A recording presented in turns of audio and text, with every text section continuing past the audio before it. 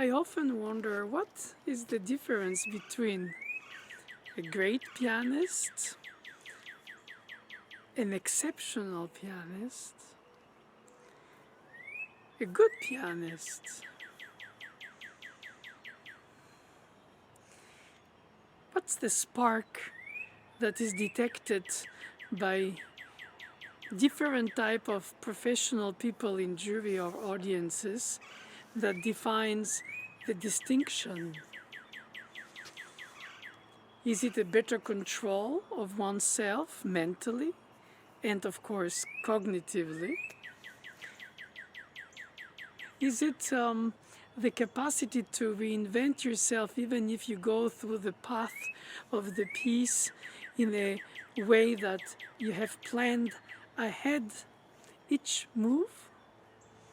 That you have capacity to control the unexpected, since the state in which you place yourself when it's an important event to play heightens a lot your abilities as well as in ways your vulnerabilities. The famous idea that is a one shot, you cannot restart or retake. So you idealize during practicing what it takes to go through this path of a given piece in order to be technically impeccable, while musically natural in the word, not forced, not overstating, and still allow for the unexpected to happen, but positively, as if the piece reveals itself to you under a different expectation, how the sounds combine, how the resonances delay each other or connect to each other. In fact, playing as well as you practiced becomes a reassurance in the goal of repetitive practicing towards freezing the unknown from going south. But then what can free you from that stage fear to disappoint yourself first and then of course others in the service of the piece, in the way you imagine how the piece should be ideally, either because you've heard it by others and you want to match them, either because you want to reach the point to which the piece means to you so much, the way you know best. And for some reason, the moment where you're supposed to bring all of this in synergy, the drive, the practice, the inspiration, even if it's repetitively, have lost some of that original freshness in the piece for the sake of learning how to have a gesture that is always anticipated in order to be the right shifting, right grabbing, right spreading, right organizing. Because in fact the mistake or the wrong note, so to say, is always the result of an ill-prepared gesture. But the details by themselves are not a bundle of them. They are revealing themselves in the flow of the piece. And I think the capacity to dominate one's emotional fear of not doing well and constantly remaining intellectually in tension about passing through the sections the best you know or you can. The awareness of the tempo also changes with the awareness of the acoustic compared to the practice room. You know, the awareness of being heard, as if all these attentive ears, either to judge, either to applaud or not, in a way galvanize you to, in fact, reach a higher stage of your playing the piece compared to other practicing of it. And realizing only at that very moment, during the crucial importance of the moment where you have to deliver it, how much you really know the piece, or how much you still feel vulnerable to not play it at its best according to what you would like to do in it. And ultimately, you might be always, and is probably right in a way, unsatisfied by anything you do, even apparently very good, since you place yourself such high levels to reach that perhaps the continuousness of the concentration doesn't allow this to happen. It's very frustrating, actually, I must say, because you realize, being alone on the piano, that being the orchestra and the conductor and the everything, you have to divide all your brain thoughts into so many elements. Whenever in the musicians in the orchestra, it's all these brains put together playing single parts that combined bring the piece to be where it is, which is excited, driven, emotional, funny, spirited, comic.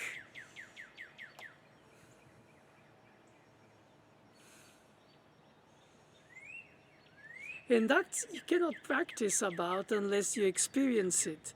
How you manage to keep your cool through this stress of the moment where you're supposed to deliver the best. And how do you prepare towards it mentally? Think ahead, don't regret behind, don't get angry if mistakes happen where you never managed to even imagine they might happen, because you know which are the sections that you fear. So that means that the focused concentration is not continuous. It has weaker moments. I am convinced that the best interpretations are the ones where muscularly you're relaxed, intellectually you're very intense, and the fingers, piloted by the palm and like a car suspension by the wrist and the arm, allow you to navigate through the dynamic levels, voicing of the layers and the effects without banging or without unprecision. So you feel like you are focused, and at the same time you're sharp intellectually, which means you're constantly ahead of what you do and sending cognitive messages, so that the brain cells to the tip of the fingers and then the ear monitoring work in complete, what you can call conjunction, or perhaps a synergy. That's what it is. And this kind of heightened attention to the detail while organizing the whole in real time, this of ephemeral construction during the performance,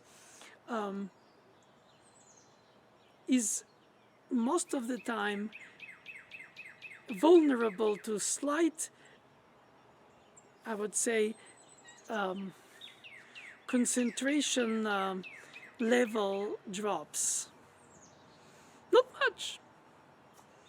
Could be that it's too much pressure, intensity, continuously, to maintain such attention to control so many details, to anticipate so many elements to organize the flow of the events in terms of the phrasing, tempo, mood, atmosphere, transitions, especially bridges and transitions, where you merge into the traffic of the next section, so that when you hear it, it sounds like as if you already played it, which you did when you practiced, but you're playing it in real time and projecting it through your mind and your soul and your musicianship and all what it means to you to play this piece in terms of live it, be with it, be in it, immerse in it, in its narrative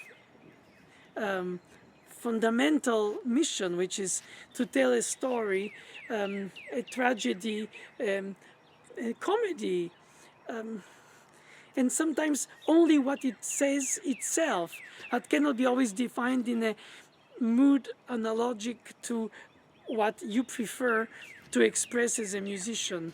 After all, translate the translation becomes a comment over the comment. The music is itself its own language, and if you stay only at the level of the attention of the technique, you don't get that abandon, paradoxically, compared to the concentration, which allows you to be compelling through your playing by lighting a spark where the audience, as professional as they can be, as judgmental as they will be, as unsatisfied by your efforts they might be, and disagreeing objectively on what is that you're supposed to bring in the piece among themselves, or the general audience that is there to appreciate the moment or your intense conviction in the piece's meaning, that you give it through your presence in this ephemeral moment, regardless how others played it before and others will play it after, and how people think of the recordings that they can compare your playing to. For instance, if they know well the piece and they prefer it with this and that, because of those variables of adjustment, that is rubato, expression of delay of this and anticipation of that in terms of the harmonic rhythm or the melodic rhythm, as well as the sense of the pace of the effects. A suspended syncopation or a chain syncopation, a sense of anxiety, anticipation, excitement. In other words, you have to have practiced the technique of the piece with such detail that you would allow to let this, what I call spark, happen, which is the reason for which you started playing the piece in the first place. And in the process of controlling its delivery to the point of obsessing on the details, as you should, because others do too in the competition, let's say, situation, the very performance of it becomes not only a obstacle course, but a restatement of a famous statement through your own words. And then this is so compelling that people who hear you cannot say other than, wow, I've never heard it like this, or I never thought about it this way, or God, I would never do it this way, but that was really something. As if at some point the combination of the elements that you bring is what convinces the audience. And they might not be able to put words on it. It's a general impression that you're replaying, reimagining the piece in front of them, for that moment. Ephemeral, eternal delivery. How many times can one reproduce a performance to the point to which you follow the tracks, you anticipate the gestures, and you don't let the unexpected surprise you? Probably not many.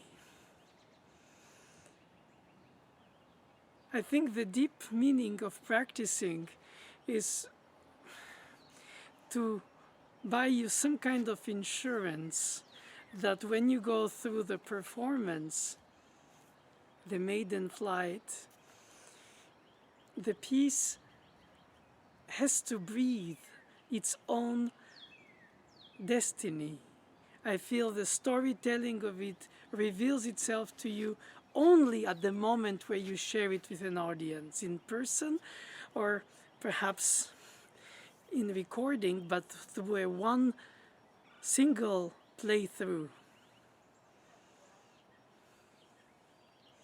I'm convinced with age that all the attempts to over rationalize all the aspects of the delivery fail, because the human psyche is such that you're never twice the same in the same given situation and circumstances. And this becomes a vain pursuit of some kind of perfection that would be the capacity to have the technique which allows you to be not vulnerable to the unexpected of the moment. Especially for pianists, the various amount of keyboards you play. Some respond, some don't. Sometimes the piano tells you what it cannot do. Or you try to make it do something. If you crescendo too early, you bang. If you diminuendo too early, you might have not all the notes speak. And so you have to have the technique to allow you to be projecting, producing, shaping, sculpting the material in any dynamic range.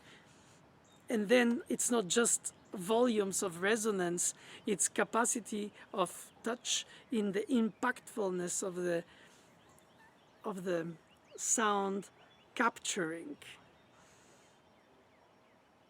And I find that when the audience is aware that the pianist is one of them, but also playing, that you let yourself, the piece overtakes you, just like the listener, in dreaming, in emotion, in sheer drive, or whichever mood, and that you're capable of remaining vibrating membrane of the musical language that vehicles so many innuendos of the piece, and that you allow the piece to reveal itself to you in a unique way on that very moment, and not trying to constantly organize it in preset situations where yes, you anticipate a shifting, you don't miss a bass, you have a right fingering for the disposition of the keys, and then what I find to be the most vulnerable for an artist on stage is the awareness that what you're producing has to be making sense while you are navigating detail by detail. And I find that if you are too much detached from the detail, you get almost like people who are afraid of heights. You get into some kind of vertigo. While on the other hand, you stay on the ground so much that you never take off. So to allow your spirit to elevate while your fingers produce, that doesn't mean that you have a dissociation with the very industry of playing the piece. It means that you incorporate the playing of the piece in a specific pace that allows specific articulation for specific clarity with specific type of pedals which harmonically combine or overload or perhaps over dry the acoustics of the production of the sound that you do. And music written for piano is very often polyphonic, not to mention complex, sophisticated, but it still has a message through a melodic line or a harmonic progression. There is something that is a driving engine. And then you have parallelism, then you have hands that lead compared to hands that, let's say, the left hand shadows the right hand in an ascending arpeggio. And so you don't always have, and far from there, the awareness that you play two hands. You have the awareness that you play, I don't know, 5 or 6 instruments of individual voice that are in an orchestrated pianism, if I may say so. So when you have a middle voice shared by the, let's say, thumbs of the two hands, compared to the outer voices with the weaker fingers, 4 and 5, the material is distributed and shaped, of course, according to the stretches you can reach, according to your personal individual morphology compared to the expectations of the piece. And then comes the question of how do you manage the arpeggiation, by block of chords or just by flow of arpeggio of the notes one after the other like a harp, and how that fits rhythmically in the enunciation of the musical meaningful statement that can be belittled, let's say, by a fluffy arpeggio, or can be rhythmized by a blocked or chordal large grabbing of, let's say, a 10th or even an 11th. But you rhythmize it so that everything you do should lead to the conviction of what you are convinced by the piece that you translate to the audience. And nothing should go in between, if I may say, not even lack of concentration. Or it can make you upset because you feel like you cannot control your concentration level continuously. But that you do through competitions, of course, because you compete with people who can play more reliably than you. Or you do it with yourself, recording and checking what you didn't achieve, and you replay it again until you compete with your own self. Of course, you do it confronting to the teacher the way you know how to play the piece. And so then you get the wisdom of the advice, of the experience, but you have to adapt it to yourself. It is very much of an exchange between your expectations and your capacities. And then you enhance, you elevate your playing to reach that musical meaning philosophically, if you want, or aesthetically as well, in that you have heard this piece, let's say, played by many other people, and you like a few, dislike others. You create yourself a critical sense about it, and you decide that you want to primarily avoid things that others have done in it that you dislike. I'm not going to play too much rubato because I think it belittles the piece when some people overstate it. In other words, the music by itself, for itself, or the music by yourself, for yourself. I know it's a little bit of a circumvoluted explanation, but I think that at some point we serve the piece while immersed in the piece, in its storytelling, in its harmonic progression, its secondary voices, in its layers, in its resonances, in its upbeats, downbeats, in its syncopations, in its articulation, direction of line, phrasing, pedaling that gives it a different aspect, how it breathes itself like a living, almost like a living persona.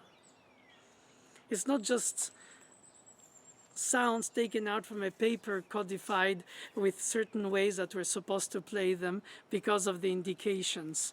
These are the root then you bring it alive, you put in certain relativity some of those elements.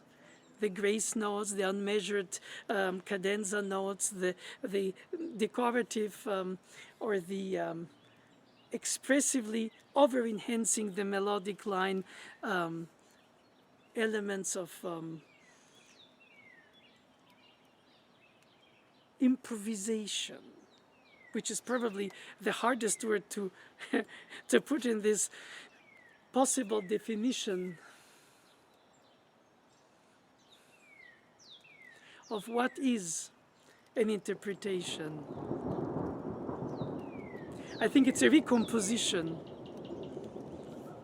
but not through the notes, through the in between the notes, that vital space between the sounds.